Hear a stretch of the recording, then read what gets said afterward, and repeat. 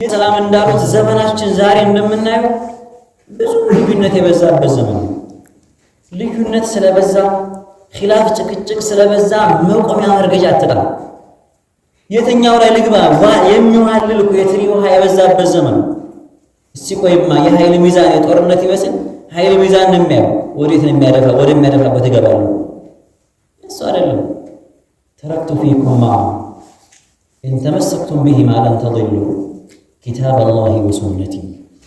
በመካከላችሁ የሆነን ነገር ትቻለሁኝ ማ ሸይ የሆነን ነገር በመካከላችሁ ትቻለሁኝ ያንን ነገር ኢን ተመሰክቱም ቢሂማ ለን ተضሉ እነዚያን ነገራቶች አጥብቃችሁ ከያዛችሁ ከቶም አትጠሙ።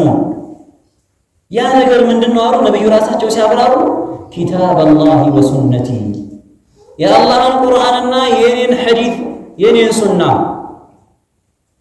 የያዘ የሆነ ሰው አይጠምም። ቅድም እንዳለው ፈላ ይضل ወላ ይሽቃ። ይሄ ነው በቃ ቁርአን የያዘ ሰው አያፍርም። መን አኸደ ቢሂ ሁዲያ ቁርአንን የያዘ ሰው ቅን ጎዳና ሁልጊዜም የተመራ ነው። ቁርአንን የያዘ ሰው ክርክር ላይ ቢቀርብ አሸናፊ ነው። ቁርአንን የያዘ ሰው ሰው ፊት ቢቀርብ ያምርበታል። የሚያሳፍር ኪታብ አይደለም። በማስረጃነቱ ጥግ የደረሰ ነው። ስለዚህ ቁርአንን ይዘን የምንጓዝ ሰዎች መሆን አለብን። ከቁርአን ከሐዲስ የወጣ ተግባር ላይ ከገባን ገደል ነው የምንወድቀው። ምንድነው አዲስ ነገር ማለት ካላችሁ ሶስት አይነት መልኩ ብቻ አቀስ አድርጌ ያቆማሉ። አንድ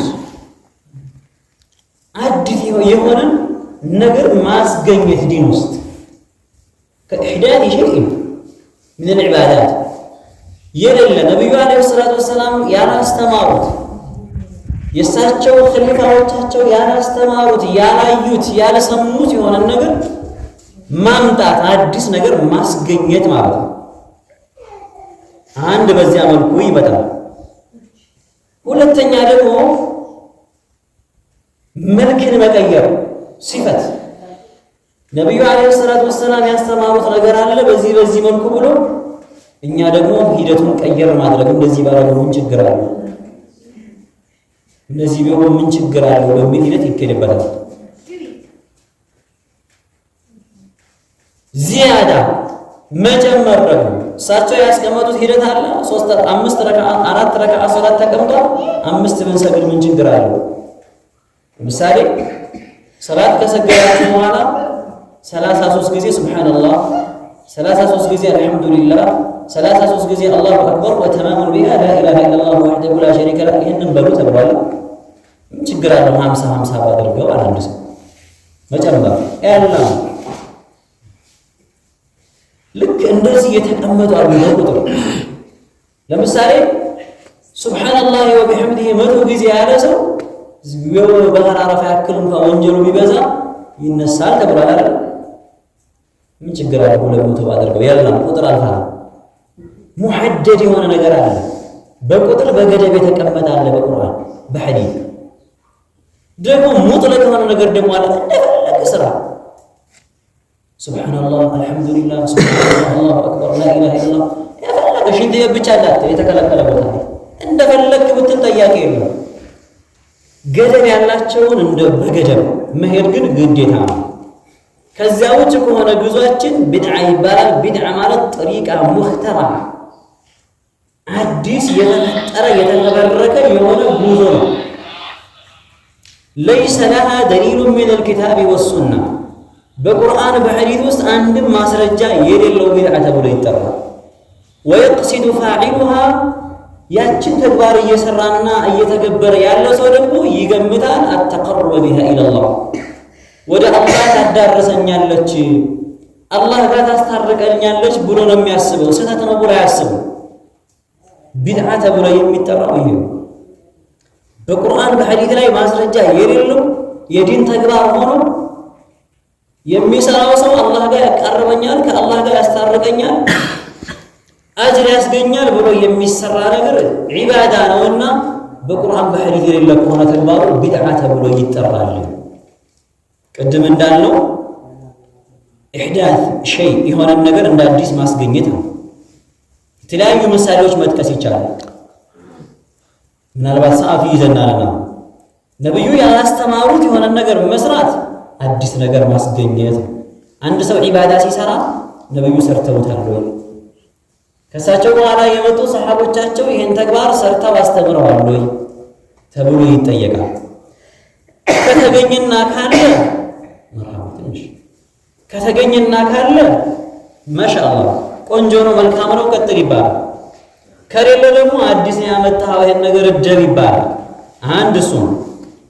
ሁለተኛ ደግሞ ጊዜ ለምሳሌ ተኽሲስ ማድረግ ወተኽሲስ ወቅት ለልዒባዳ የሆነ ጊዜ ለምሳሌ ሙሉ ቀን አለመቼም እንኖራለን። ከዓመት ውስጥ የሆነ ቀን የሆነ ሰዓት ሊሆን ይችላል።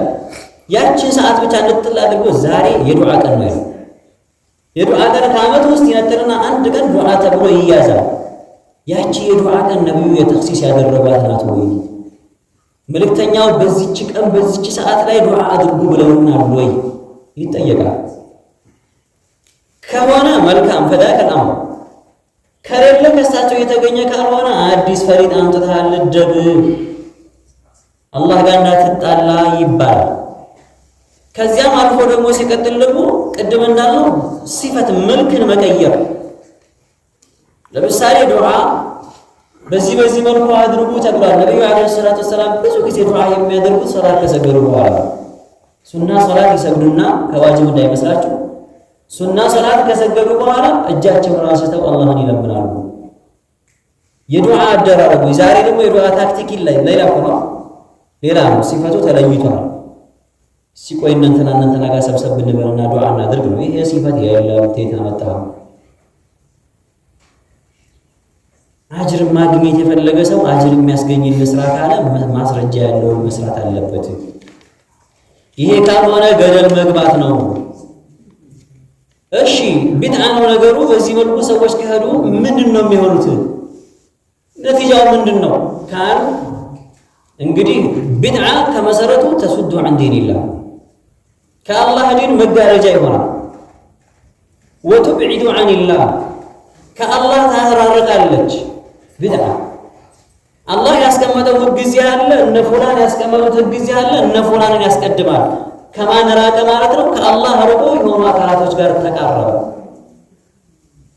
አላህ ያስቀመጠው የማይከተል ከሆነ ነው وتوجب العقوبة العاجلة والآجلة ፈጣን የሆነ መንቀጣት ወደፊት የሚዘገይ የሆነ መንቀጣት ይገጥመዋል። ይሄ ሰው ምንም ሸክ የለም በዚህ ላይ። ይሄ ነው ነብዩ አለይሂ ሰላቱ ወሰላም አንድ ቀን خط النبي صلى الله عليه وسلم خطا ثم قال هذا سبيل الله አንድን መስመር በምሳሌ የሚያስረዱ ነብይ ናቸው። አንድም ጭፍና አድርገው አስቀምጠው ተናግረው የሄዱት ነገር የለም። የሚገርማችሁ ዲል ላይ ትልቅ የሆነ መስመር ቀጥ አድርገው አሰማው። ይሄ የአላህ መንገድ ነው አሏቸው። ثم خط خطوطا عن يمينه وعن شماله ከዚያ በዚያ መስመር ግራና ቀኝ ላይ ደግሞ ሌሎች መስመሮችን አሰማው። ከዚያ ምን አሉ? እነዚህ እኮ መንገዶች ናቸው። على كل سبيل منها شيطان በእያንዳንዷ የመጀመሪያው ትልቁ መንገድ የአላህ መንገድ ነው አሉ። የሁለተኛው ደግሞ እነዚህ መንገዶች ናቸው በእያንዳንዷ ላይ በግራ በቀኝ ሸይጣን ተቀምጧል የሚጣራ እና እያለ የሚያስገባ ብለው ቀጥ ያለ መንገድ መከተል እንዳለብን አስቀመጡና قال ثم قرأ قوله تعالى وأن هذا صراطي مستقيما فاتبعوه ይሄ وأن هذا صراطي مستقيما ይሄ እኮ የኔ ጎዳና ነው የተስተካከለ የሆነ የተወላገደ ነገር የሌለው ተከተሉት። ولا تتبعوا السبل እነዚህ መንገዶች አትከተሉ። የግራና ቀኝ ያለው ሸይጣን አለበት ያሉትን ሸይጣን ታለ ያሳምርልሃል። ዘየነ ለሁም አሳመረላቸው መጥፎ ስራቸውን ይላል አይደል? ዝሙት የሚሰራ ሰው እኮ ያቺ ምን ብታስጠላ ሴት ብትሆን ሽብርቅርቅ ያለች ቆንጆ አድርጎ ነው የሚያሳየው። ይዘንዛ ቆንጆ አስመስሎ ያሳየው። ሊሰርቅ ሲሄድ አንዳንድ አለ ይባላል ክቅፍ ያደርግና ወደኛ ይላል ኪስ ገብቷል ነው ምን አደረገ አልጎሪዝም አሁን ያለው ብር አውርቆ ይላል። ጥሩ ይመስለዋል። የምትሰራው ስራ ደግ አስመስሎ ያሳያል ሸይጣን። ስለዚህ በእነዚያ መንገዶች ላይ ሁሉ ሸይጣን አለ። ሸይጣን ካለ ስራን ሁሉ ያሳምራል። ሸይጣን የሌለበት ስራ ደግሞ ይከብዳል የሚያጀው። ስለዚህ የአላህ መልእክተኛ በዚህ መልኩ ወላ ተተቢዑ ሱቡለ ፈተፈረቀ ቢኩም አን ሰቢሊ ብለው ይህንን አስተምሮት አስተማሩ። በቻልነው ልክ ቁርአን ሐዲትን የምንከተል ሰዎች እንሆን። ከዚያ በተረፈ ወላሂ ፉላን አለ ተከትሎ ጀሃነም ጀነት አይገባም። ዝም በለው ተከትሎ የሚገባ የለም። ሸይጣን እንኳን ከተከታዮች አስከታዮች ሁሉ ዋናው وقال الشيطان لما قضي الأمر إن الله وعدكم وعد الحق ووعدتكم فأخلفتم الله تبارك وتعالى قال ገባላችሁ እውነተኛ ቃል ኪዳንን እኔም ቃል ኪዳን ስገባላችሁ ነበር። አብሽር ተኛ ለሊቱ ተወይል ነው አትስገድ አብሽር እያልኩ ስል ነበር አለ አላህ። ያን እውነተኛ የሆነው ቃል ኪዳንን ሞላላችሁ። እኔ ደግሞ ቃል ኪዳኔን አፈረስኩኝ። እኔን አትውቀሱ ራሳችሁን ውቀሱ ይላል ሸይጣን። ፈላ ተሉሙኒ ወሉሙ አንፉሰኩም። እኔ አላውቅም የትኛውም ሽርክ ተደርጎ የምናጋራበት የምናጎነብስለት አካል ሁሉ የዚያን ቀን ይክዳል። የውመል ቂያመቲ የክፉሩነ ቢሽርኪኩም ወላ ዩነቢኡከ ሚስሉ ኸቢር። እንደ አላህ ነገር የለም። ስለዚህ የዛን ቀን ውርደት ከመግባታችን በፊት ጌታዬ ወይ እነ እከሌ ናቸው ያጠመሙኝ እነሱን ቅጣልኝ ይባላል እንጂ አኺራ የሚሉ ሰዎች አሉ። እነሱ የሚቀጣሉ አንተም ትቀጣለህ። እከሌ ስላጠመመ አንተ ነጃ አትወጣም፣ አብረን የምትሄደው። ስለዚህ ወንድሞቼ አባቶቼ አላህን እንፍራ። የምንሰራው ስራ ሁሉ ነቢዩ አስተምረውታል ወይ አላህ የነገረን ነው ወይ ብለን እንሂድ። እነ እከሌ አሉ አያዋጣም፣ ይጎዳናል፣ የትም አያደርሰንም። ስለዚህ በዚህ በሱና ላይ በነቢዩና አለይሂ ሰላቱ ወሰላም በአላህ ጎዳና ላይ ኑረው ሞታቸውን በዛ የሆኑ ሰዎች አላህ ያድርገን። እኔም በተናገርኩት እናንተም በሰማችሁት የተጠቀምን ሰዎች አላህ ያድርገን። ኸይር ተናግሬ ከሆነ የአላህና የመልእክተኛው አስተምሮት ነው። ሸርና ስህተት ካለበት ከኔና ከሸይጣን ነው። ስህተት ካለኝ አስተካክሉኝ። ወቢላሂ ተውፊቅ። ሰላም አለይኩም ወረሕመቱላሂ